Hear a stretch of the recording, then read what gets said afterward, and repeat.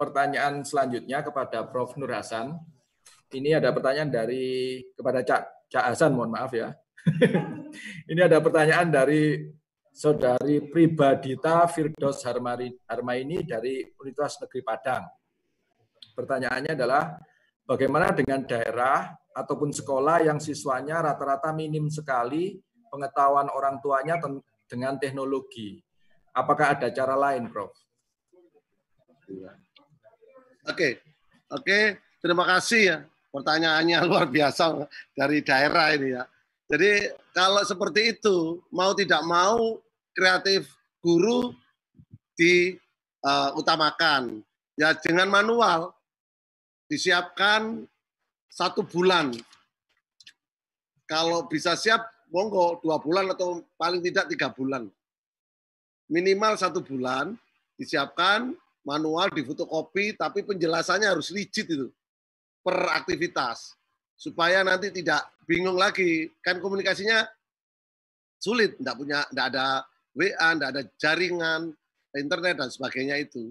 Nanti sambil jalan laporan dia anak-anak atau orang tuanya ada tanda tangannya, kesulitannya apa. Di situ ada kolom kesulitan yang dihadapi ketika melakukan subbahasan A, ketika kesulitan subbahasa B, kegiatan B, sub kegiatan C, kesulitannya apa? Disiapkan itu narasi di situ di bawah untuk memberikan penjelasan sehingga bulan berikutnya teman-teman guru bisa mengevaluasi, menambahkan kesulitannya informasinya ini kurang detail, mestinya dia harus melangkah 10 kali, angkatannya setinggi 30 cm atau 20 ketika jogging dan sebagainya. Ini lebih rinci. Karena manual, kalau bisa virtual, itu agak cepat langsung komunikasi. Tapi ketika itu harus bulanan, paling tidak sebulan sekali, supaya dititipkan ke Pak Lurahnya, atau ke tokoh masyarakat yang ada di sana, atau kepala dinas untuk menyampaikan ke siswa-siswinya. Saya kira itu.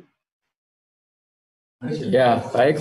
Terima kasih Prof. Nur. Jadi bagi yang kesulitan teknologi dan sebagainya, menurut Cak Hasan tadi menyampaikan kita bisa menitipkan ke Pak Lurah ataupun petugas yang di dekatnya ya untuk juga memonitor pembelajaran. Terima kasih. Selanjutnya kepada Prof. Adang dahulu. Ini pertanyaannya sebenarnya hampir sama dengan pertanyaan sebelumnya ke Prof. Nur, tapi bisa saya bacakan dari Saudara Andi Ismail SPD. Beliau adalah tenaga pengajar PJOK di SMPN di Kabupaten Maros, Sulawesi Selatan. Pertanyaannya demikian. Mohon pencerahannya, kiat-kiat apa yang harus saya lakukan di mana wilayah tempat tinggal peserta didik tidak memiliki jaringan internet yang baik. Dan selama proses pembelajaran yang dilakukan hanya melalui WA saja. Sehingga setiap penugasan hanya difoto, kemudian di-share. Intinya, teori yang lebih banyak dilakukan. Karena sebagian besar adalah kalangan kurang mampu. Bagaimana pendapat Prof. Adang? Terima kasih.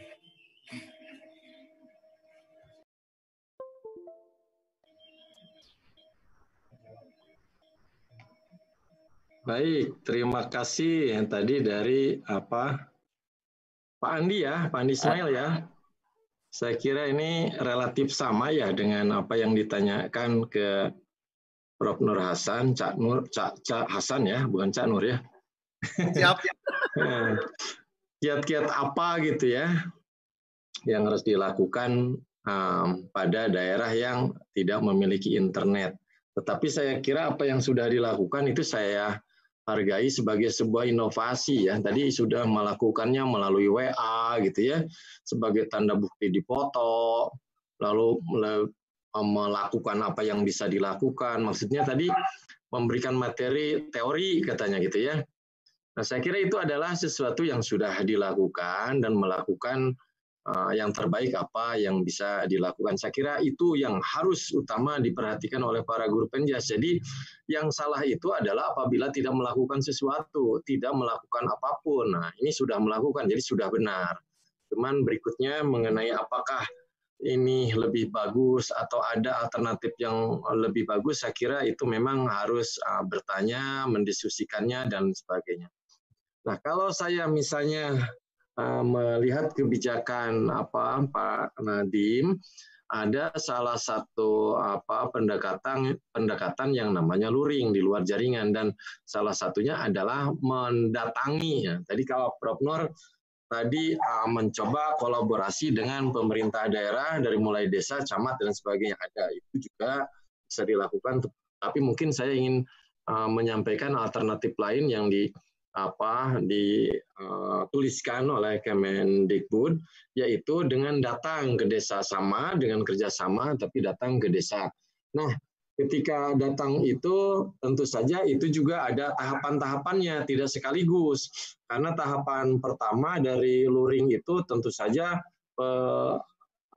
pemetaan gitu ya, pemetaan wilayah tempat akan melakukan luring itu. Jadi tidak langsung mau melakukan itu, tidak. Dari pemetaan itu baru selanjutnya akan diketahui potensi yang bisa dilakukan dalam melakukan pembelajaran. Nah, termasuk kemungkinan kerjasama dengan para katakanlah lembaga desa itu ya. Nah, setelah ada pemetaan, ada persiapan, termasuk salah satu persiapannya ada perencanaan. Nah, perencanaannya ini juga ada yang sifatnya memberikan berbagai aktivitas yang bisa memberi kontribusi terhadap kondisi kesehatan, percaya diri, dan sebagainya. Artinya ada aspek yang berhubungan dengan kebugaran, ada aspek yang berhubungan dengan keterampilan. Seperti yang dikatakan oleh Pak Nadiem, sebetulnya di sini memiliki kebebasan yang luas bagi kita untuk melakukannya, gitu ya. Seperti memberikan pengalaman belajar yang bermakna bagi siswa, misalnya terkait dengan COVID dan sebagainya. Dan dalam era COVID ini kan kesehatan yang paling utama. Dan kita juga tahu bagaimana kesehatan itu. Misal dengan memberikan tugas-tugas yang berhubungan dan kardiovaskuler, yang berhubungan dengan kekuatan otot dan sebagainya. Nah, itu ditata. Apakah mau seminggu sekali?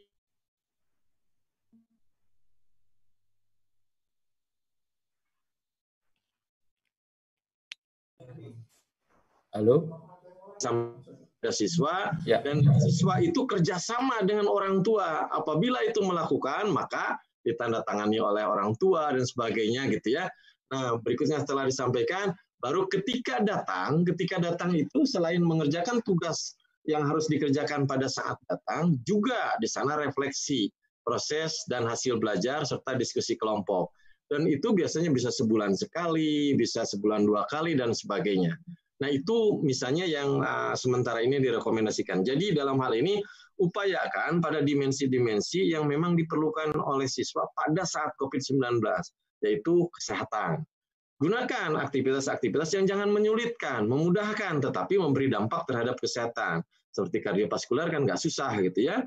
Misalnya kekuatan, daya tahan, otot, lalu speed dan sebagainya. Yang mudah-mudah saja tetapi memberi dampak positif. Nah, dari situ dikumpulkan pada pertemuan ketiga, pertemuan keempat, yang tempo 2 bulanan, 2 mingguan, 1 bulanan, dan sebagainya. Saya kira itu ya salah satu alternatif yang mungkin hanya mengisi saja salah satu, karena tadi sudah disampaikan oleh Pak Hasan. Barangkali itu dari saya. Terima kasih. Ya, baik. Terima kasih Prof. Adang. Izinkan kami membacakan ada satu pertanyaan yang menarik juga untuk Prof. Adang juga. Ini saya kira menjadi pertanyaan dari sebagian besar dari peserta webinar juga ya. Dari Saudara Aga Ahsaidan. Ini Prof. pertanyaan Prof. Apakah di masa pandemi atau new normal ini kita boleh mengesampingkan KD yang sudah ada sebelumnya di kurikulum? Karena pembelajaran di KD itu tidak mungkin untuk dilaksanakan. Bolehkah kita mengesampingkan KD tersebut? Terima kasih, Prof. Baik, terima kasih. Ini kok pertanyaannya susah juga ya ke saya. Tapi ini saya ingin bacakan juga ya apa yang disampaikan oleh Pak Menteri terkait dengan COVID-19 ini gitu ya, 19 ini. Jadi misalnya gini, saya bacakan. Memberi pengalaman bermakna gitu ya. Nah, tanpa terbebani tuntutan menuntaskan seluruh capaian kurikulum, kenaikan kelas maupun kelulusan. Ini kan surat edaran Mendikbud nomor 4 tahun 2020. memfokuskan pada pendidikan kecakapan hidup antara lain mengenai pandemi COVID-19.